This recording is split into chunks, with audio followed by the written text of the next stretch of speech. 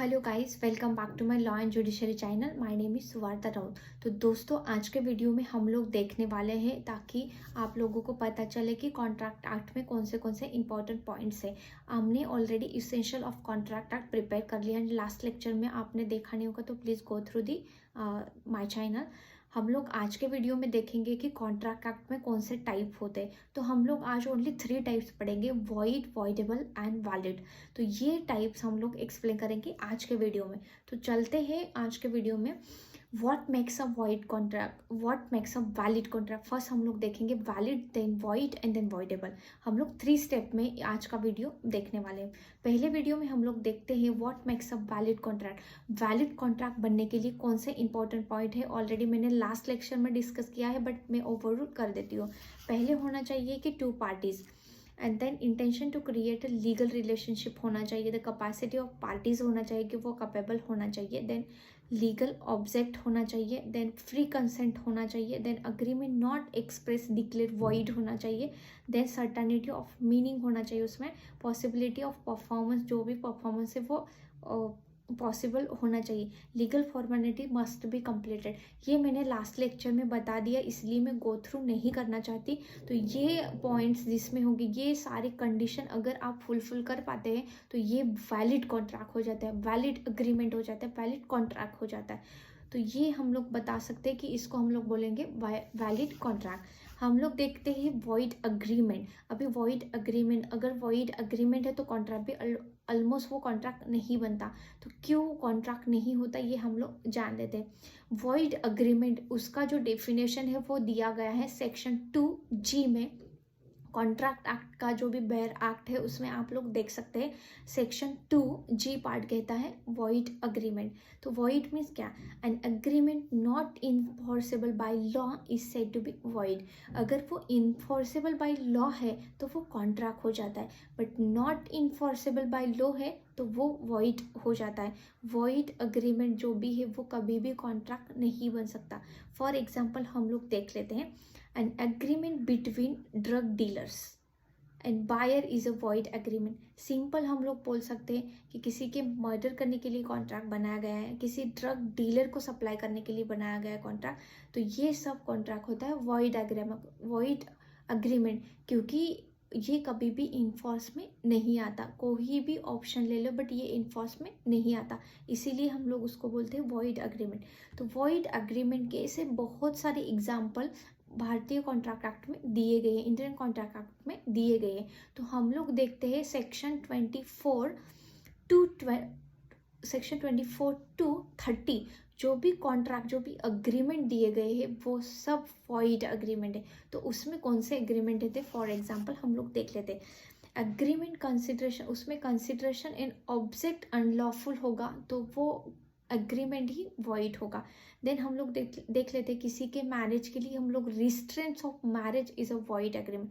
किसी को हम लोग बोलते हैं कि तुम इस पर्सन से कभी मैरिज ही मत करना, ये कॉन्ट्रैक्ट भी वॉइड हो जाता है।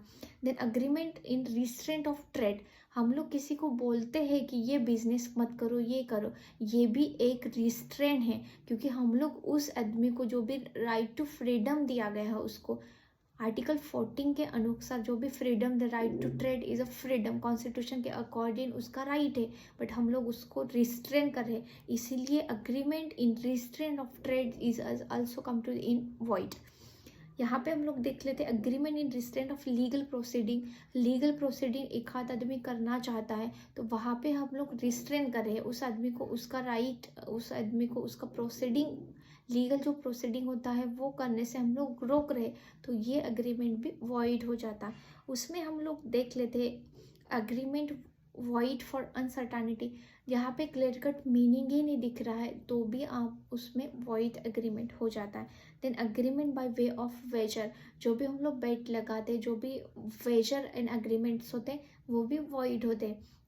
तो आज के वीडियो में हम लोग देख लेते हैं void agreement is nothing but N agreement not enforceable by law, it call void agreement. तो ये हम लोगों ने वैलिड एंड वॉइड एग्रीमेंट देख लिया। अभी हम लोग देखते हैं कि वॉइडेबल एग्रीमेंट क्या होता है। Voidable is nothing but an agreement that is enforceable by law, ये इन्फोर्सेबल बाय लॉ होता है at the option of one or more of parties thereto, but not at the option of other or others is a voidable contract। तो यहाँ पे हम लोग देख लेते हैं, सपोज यहाँ पे अग्रीमेंट जो होता है वो टू पार्टीज करते हैं, बट इन्फोर्सेबल में लाने के लिए एक ही पार्टी का जो भी वैल्यूएबल है वो एक पार्टी का वैल्यूएबल, एक पार्टी का जो ओपिनियन होता है वो यहाँ पे महत्वपूर्ण रखता है। फॉर एग्जाम्पल हम लोग जान लेते हैं, A agrees to pay B who is a minor. B क्या है? माइनर है। As a sum of ₹2 lakh for his car. यहाँ पे A agrees to pay, B को एग्रीज करता है कि मैं आपको 2 लाख रुपीज दूंगा कार लेने के लिए। तो यहाँ पे बी क्या होता है? B is a minor person है। बी माइनर पर्सन है, इसीलिए बी के साथ किया गया वो कोई भी अग्रीमेंट ये वॉइडेबल है। ये क्यों वॉइडेबल है? ये वॉइड है, बट वॉइडेबल इसमें क्यों आता है? अगर वो मेजर हो जाता है, उसके बाद में वो अग्री करता है कि येस मैं मेरी कार आपको देने के लिए तैयार हो, उसका प्राइस में कुछ भी रख सकता हूँ, नॉट ओनली 2 लाख, वो 4 लाख भी कर सकता है, 6 लाख भी कर सकता है। तो ये ऑप्शन ऑफ बी के द्वार पे ये कॉन्ट्रैक्ट वैलिड हो जाएगा। कब? जब बी ने मेजॉरिटी अचीव कर ली तब। तो इसीलिए ये वॉइडेबल कॉन्ट्रैक्ट हो जाता है। यहाँ पे हम लोग और एक एग्जांपल देख लेते। एक ग्रैंड मदर है जो उसकी ग्रैंड सन को प्रॉपर्टी हैंड ओवर करना चाहती है, but before hand over, grand mother के हैंड ओवर करने से पहले जो माइनर है उसने ऑलरेडी अग्रीमेंट बना के रखा है, ताकि उसकी जो ग्रैंड मदर है उसकी साइन उन्होंने फ्रॉड करके ले ली है। उसमें वॉइडेबल अग्रीमेंट में कोर्शन आ जाता है, फ्रॉड आ जाता है, मिस रिप्रेजेंटेशन आ जाता है, मिस्टेक्स आ जाते हैं। तो ये सब क्या होते हैं? वॉइडेबल अग्रीमेंट होते हैं। इधर option of the either party, यहाँ पे एक पार्टी होती है, दो पार्टी कॉन्ट्रैक्ट करते हैं, बट एक पार्टी के ओपिनियन पे ये इन्फोर्सेबल होता है। तो यहाँ पे हम लोग देखते रहते हैं कि ग्रैंड सन को ये प्रॉपर्टी देना है, उसके कोई भी बेटा बेटी या कुछ भी नहीं, ओनली ग्रैंड सन है। तो ये प्रॉपर्टी ऑब्वियसली इन फ्यूचर में जाके ग्रैंड सन को ही मिलने वाली है, और बट उसने पहले ही, उसको मिलने से पहले ही उन्होंने फ्रॉड सिग्नेचर करके मिस रिप्रेजेंटेशन करके ग्रैंड मदर से सिग्नेचर ले ली है। बट यहाँ पे क्या होगा? जब ग्रैंड मदर को पता चलता है कि मेरे ग्रैंड सन ने जो मेरी सिग्नेचर ली है वो फ्रॉड करके ली है, मिस रिप्रेजेंटेशन करके लाई, बट ग्रैंड मदर, ये अब कॉन्ट्रैक्ट में वैलिड होना है या वॉइडेबल होना है ये ग्रैंड मदर के ओपिनियन पे रहेगा। तो ग्रैंड मदर एक सोचेंगी कि ऑब्वियसली मेरे घर में एक ही ग्रैंड सन है, तो क्यों ना ये प्रॉपर्टी तो उसको ही मिलने वाली है।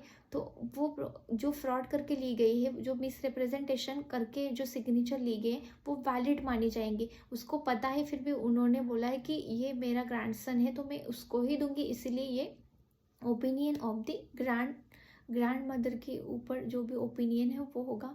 तो इसीलिए उसको हम लोग वॉइडेबल बोलते हैं, क्योंकि यहाँ पे an agreement that is enforceable by the law is the option of the one party. इसलिए two party agrees to the contract होता है, बट वन पार्टी के ऊपर रहता है कि वो अग्रीमेंट वैलिड करना है या वॉइडेबल करना है। तो इसीलिए वॉइडेबल कॉन्ट्रैक्ट ऑलवेज इन्फोर्स में किए जाते हैं, और वो कॉन्ट्रैक्ट बनते हैं आगे जाके एक ऑप्शन, एक पार्टी के कंसेंट के द्वारा। Thank you so much for watching my video. Thank you.